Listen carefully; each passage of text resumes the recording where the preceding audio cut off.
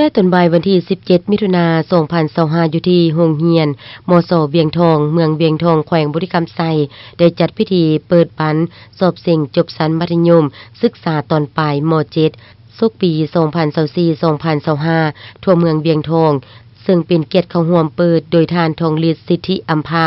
รักษาการห้องเจ้าเมืองมีหัวหน้าห้องการศึกษาธิการและกีฬาเมืองมีคณะผู้สอบการสอบสิ่งจากแผนกศึกษาธิการและกีฬาแขวงกวดจานแขกเชิญและนักสอบสิ่งเข้าร่วมในพิธีท่านอาจารย์ปนมไพจันทวงศ์หัวหน้าห้องการศึกษาธิการและกีฬาเมืองได้ขึ้นผ่านบริงานก่อนการสอบสิ่ง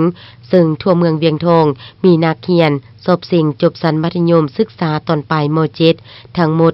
188คนหญิง44คนได้แบ่งออกเป็น9ห้องสอบสิ่งมี3โรงเรียนเข้าร่วมคือโรงเรียนมศเวียงทอง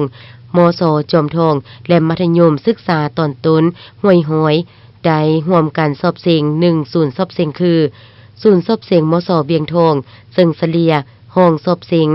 ห้อง1 21หา22คน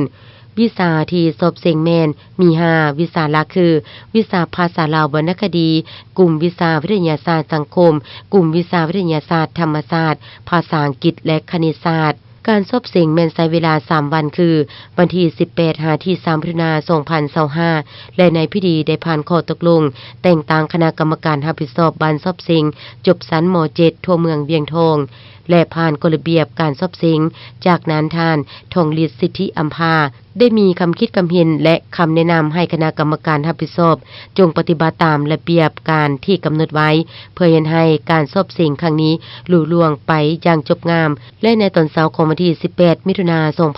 2025ท่านทองฤทธิ์สิทธิอัมพารักษาการห้องเจ้าเมืองและท่านลมเพ็งสุขหัวหน้าแผนกศึกษาธิการและกีฬาแขวงหัวหน้าห้องการศึกษาธิการและกีฬาเมืองพร้อมด้วยคณะรับผิดชอบได้ร่วมเปิดหัวบทสอบสิ่งอย่างเป็นทางการโดยทรงหน้าคณะกรรมการและน้องนักเรียนเข้าร่วมเป็นสักขีพยานจากนั้นก็ได้ดำเนินการสอบสิ่งอย่างเป็นทางการ